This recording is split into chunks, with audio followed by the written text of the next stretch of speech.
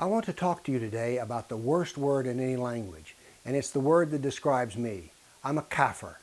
Now, Islam has a lot of different words for non-Muslims, and that's one of them. Non-believer, pagan, infidel, people of the book. But the word that describes all of them, because people of the book is only for Christians and Jews, is Kafir. K-A-F-I-R, and I spell it with a capital K. Why do I spell it with a capital K? Because Muslims get a capital M, and so I get a capital K, because I'm just as good as they are. Now, the plural of kafir is kuffar, but I say kafirs. Why? Because I want the word to be used in the English language, and let's use a standard English plural. The meaning of the Arabic word, kafir, and that is the Arabic word, means one who conceals. That is, in my case, I really know that Allah wrote the Quran and that it's perfect, and I really know that Muhammad is the prophet of Allah, and I'm just covering it up because I'm just mean that way. Kafir also means someone who is not grateful. That is, I'm not grateful for the bountifulness of Allah, and I'm not grateful for Muhammad, and I am not grateful for Muhammad. Let me make that clear.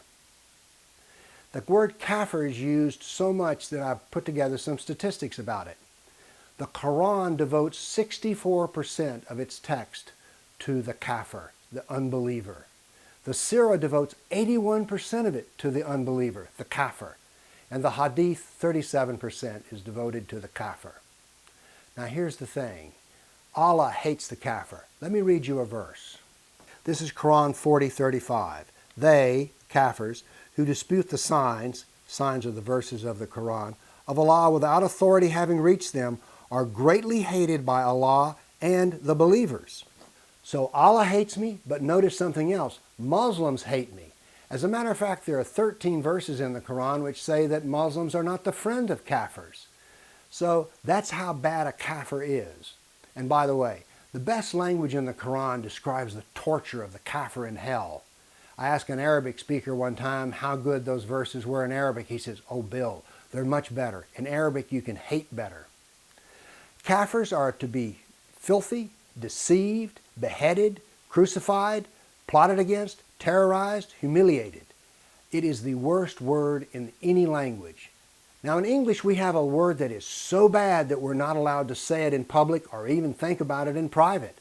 It is so bad that we call it the N-word. We're not allowed to say any word that's that terrible in public. So we're relieved of the responsibility of ever saying nigger by saying, oh, it's the N-word. But let's notice something about the N-word. The N-word is a personal opinion of bigotry. Whereas the word kafir, Allah says I'm a kafir. Allah says I'm filthy.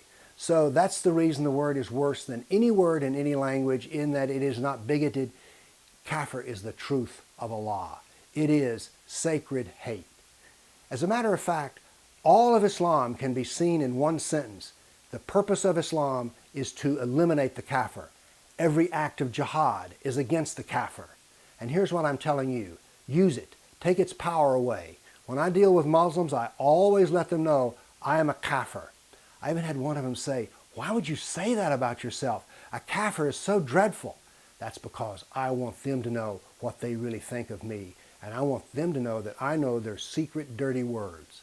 So don't use any word like people of the book, unbeliever. Use the word kafir. Help take away its power and help educate the world how the world sees them, the kafir non-believer.